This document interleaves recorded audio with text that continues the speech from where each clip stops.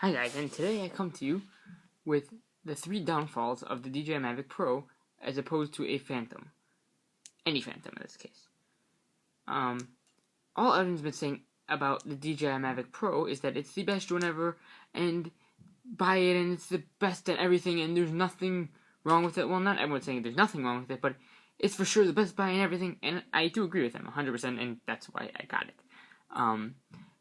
But here are the 3 things that I don't like about it. Some are just the fact that it's small. Some they could fix up. Here they are. Number 3 on the list, which is the smallest problem, and it's half a problem, half not. It's that the fact that this is the DJI Mavic Pro is much more stealthily, and that I had a Phantom 3 standard, and that thing was half the price of this, and less than half the tech of this. It did not have all the features this thing has. Just go look and Google Phantom 3 standard and look through the features. They're not even close to this, if you don't know already.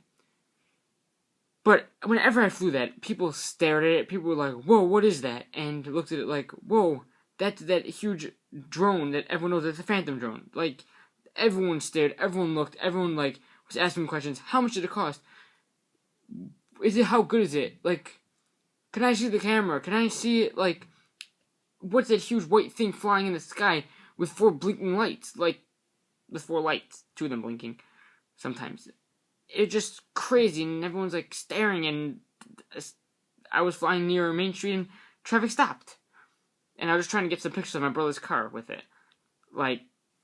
And the entire traffic stopped and no one was honking because they all stopped to look.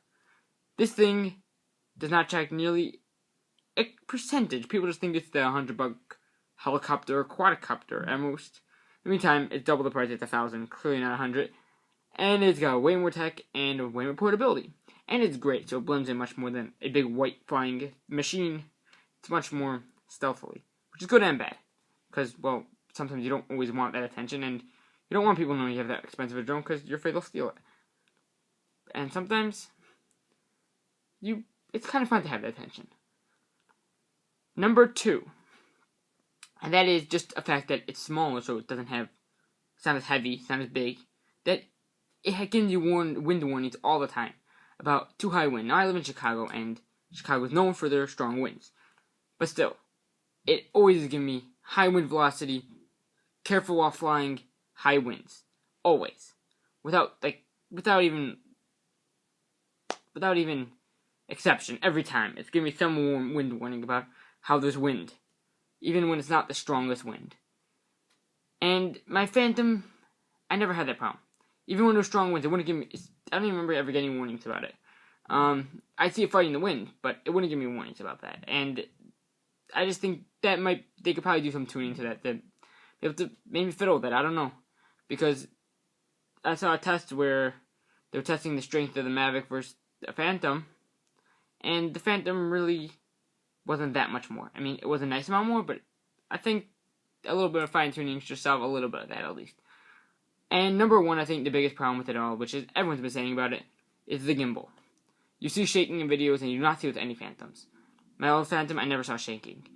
It's part of it, I think, is that... Here, I'll show you this exactly. Is that it doesn't have the shock absorbers like the Phantoms. It has rubber bands. And this is what I mean. If you look up there... I doubt you can see that at all. Chances you can't. But right up behind there, these little rubber bands. You can probably see other videos where they show you that a little clearer. They're rubber bands. They're not shock absorbers, really. And I think that's really the biggest problem because I see this shaking around a lot. The actual gimbal, maybe it's a little bit the gimbal's fault, but I think most of it is that shock absorbers on top of the gimbal. I don't think it's actually the gimbal. It could be just because most of the shaking I see also it's from the wind a lot. Which I think that's part of the reason they gave you that dome. Even though a lot of people say it's not good to fly when it's hot outside with a dome on, when it's cold outside, which right now in Chicago it is, because it's the winter, it's actually, I haven't really flown so much with the dome on, but I want to try some flying with the dome on. And right now, actually, I haven't been able to fly it in a few days. Since, 5 days already, I haven't been able to fly it because, well, it's too cold outside. But tomorrow, it's supposed to be a little warmer, so hopefully I'll be able to start flying it again tomorrow. And Those are the 3 things I do not like about the DJI Mavic Pro, and I think they can improve maybe a little bit. Well, the 3rd problem about the look of it, there's nothing they can do about that. It's not a Phantom. It's not going to look like a Phantom. Otherwise, it's not going to be as portable. But the other 2, I think they can maybe do a little bit of help, especially the gimbal problem, and just make it that much better.